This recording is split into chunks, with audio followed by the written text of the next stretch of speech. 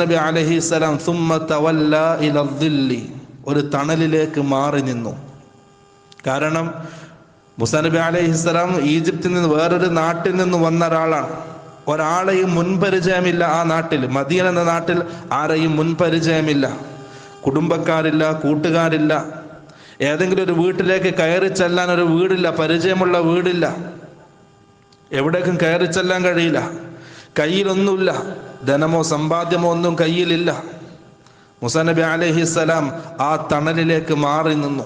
അല്ലാഹു പറയാണ്, അവിടുന്ന് ഫഖാല, മൂസാ നബി അലൈഹിസ്സലാം അല്ലാഹുവിനോട് പറഞ്ഞു, റബ്ബി ഇന്നി ബിമാ അൻസൽത ഇലയ്യ മിൻ ഖൈരിൻ ഫഖീർ. മൂസാ നബി അലൈഹിസ്സലാം ദുആ ചെയ്ത ദുആ അല്ലാഹു എടുത്തു പറയാണ്, റബ്ബി ഇന്നി ബിമാ അൻസൽത ഇലയ്യ മിൻ ഖൈരിൻ ഫഖീർ. അല്ലാഹുവേ, നീ എനിക്ക് എന്ത് ഖൈർ ഇറക്കി തന്നാലും എല്ലാത്തിലേക്കും ഞാൻ ഇപ്പോൾ ആവശ്യക്കാരനാണ്.